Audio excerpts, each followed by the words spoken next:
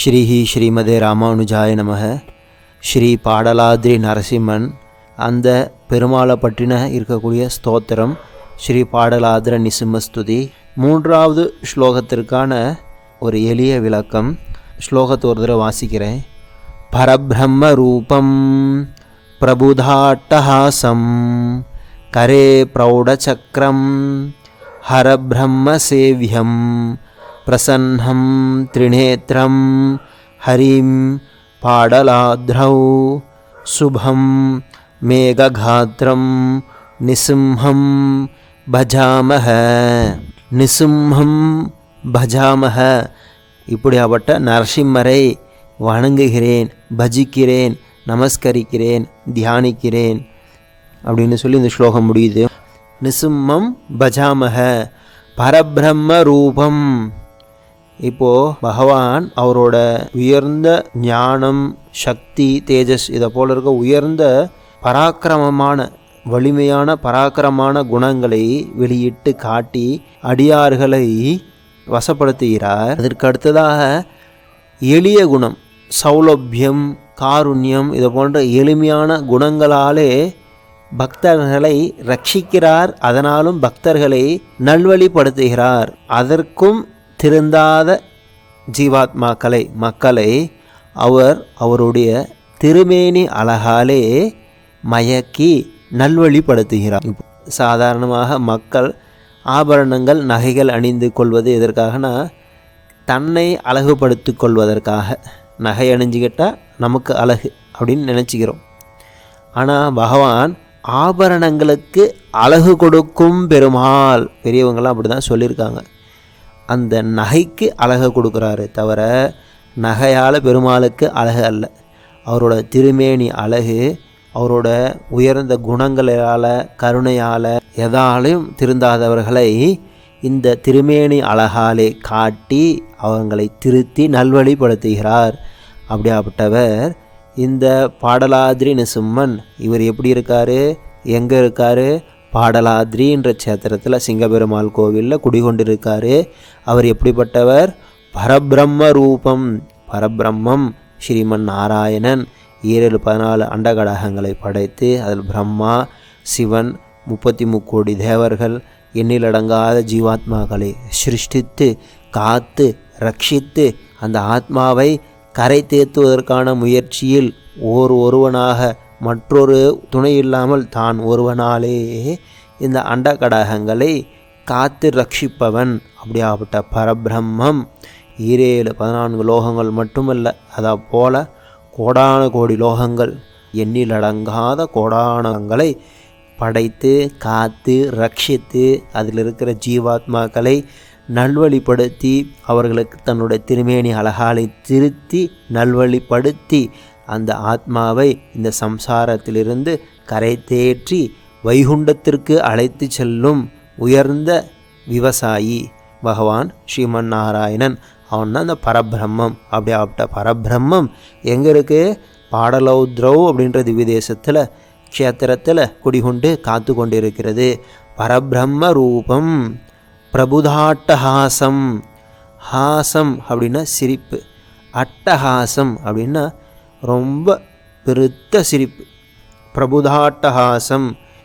அஹோபில மடத்து 44வது பட்ட ஜியர் சுவாமி ஒரு வேடிக்கையாக, ஒரு ரசமாக இப்படி இந்த விஷயத்தை சாதிப்பார்.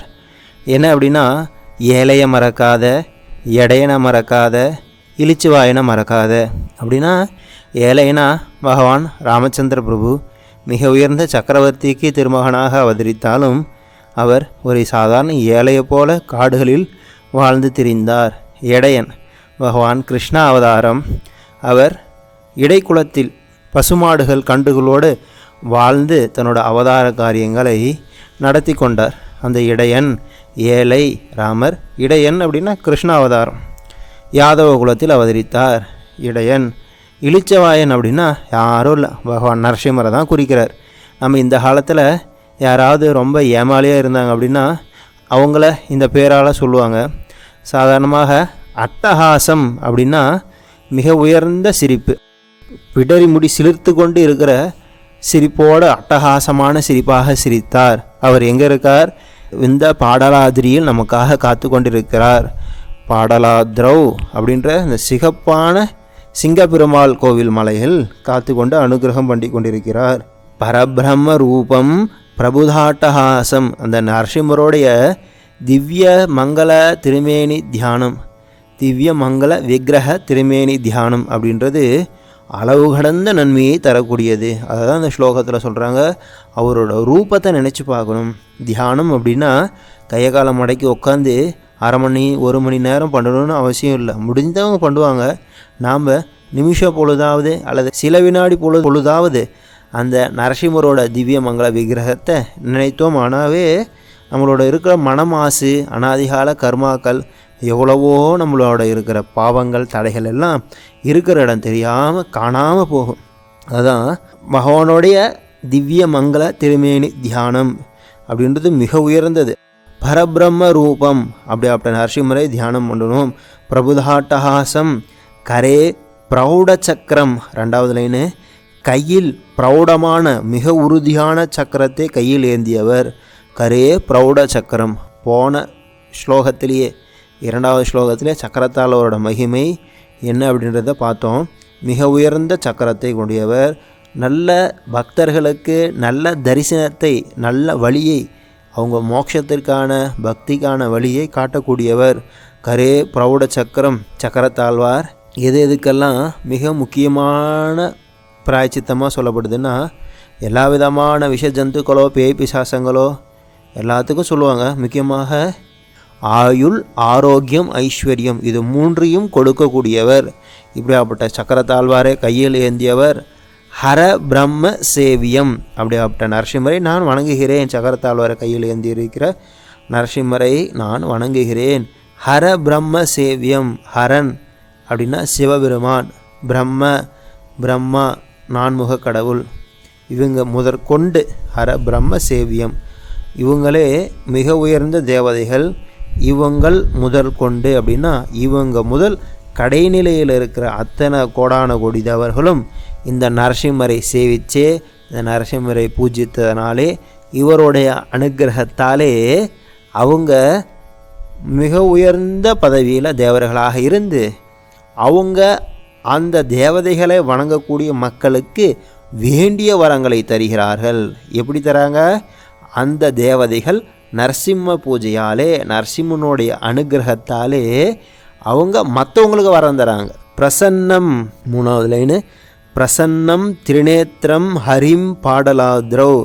பிரசன்னம், ரொம்ப பிரசன்ன வதனமாக இருக்கார், ரொம்ப சிரித்த முகமாக இருக்கார். இப்போது சாதாரணமாக ஒரு வீட்டிற்கு ஒரு விருந்தினராக நம்ம போகிறோம் அப்படின்னா, அந்த வீட்டில் இருக்கிறவங்க வாப்பா வந்தியா, இப்போயாவது வந்தியே வா அப்படின்னு சொல்லி சிரித்த முகமாக, கனிவான முகமாக, பார்வையிலே முகபாவனையிலே வாங்க அப்படின்னு வரவேற்கிற முகமாக இருக்கக்கூடிய அந்த மாதிரியான வரவேற்பு இருக்கணும். அதை போல் பகவான் வாப்பா 2 மாதம் 1 வருஷம் முன்னாடி வந்துட்டு போனேன், இப்போ தான் வந்திருக்கியா வாப்பா அப்படின்னு சொல்லி நம்மளோட பெற்றோர்கள், நம்மளோட தாத்தா பாட்டிக்கு வெளியூருக்கு போய் ரொம்ப நாள் ஆகி திரும்பி அந்த ஊருக்கு போனால் நம்ம மேலே ரொம்ப கனிவாக வரவேற்பாங்களோ, அவங்களோட அனுகிரக பார்வை நம்ம மேலே படுமோ, எப்படி நம்மளுக்கு அனுகிரகம் பண்ணுவாங்களோ, அதை போல் பாடலாதிரி இருக்க நரசிம்மர் மிக உயர்ந்த கனிவான பார்வையோட கனிவான பக்தர்களுக்கு அனுகிரகம் பண்ணுவதற்காக இருக்கிறார். அதுதான் பிரசன்னம். திருநேத்திரம், 3 கண்களாலே நம்மளுக்கு கடாட்சிக்கிறார். திருநேத்திரம், 3 திருக்கண்களை உடையவர். சக்கரத்தாழ்வாருக்கும் 3 திருக்கண்கள், நரசிம்மருக்கும் 3 திருக்கண்கள். உலகத்தில் வேறு எங்கேயும் அதிகப்படியான சேவிக்க முடியாது. இங்கே இந்த திவ்ய தேசத்தில் இந்த கோவில்களில் 3 கண்களோடைய நரசிம்மர் காட்சி அளிக்கிறார்.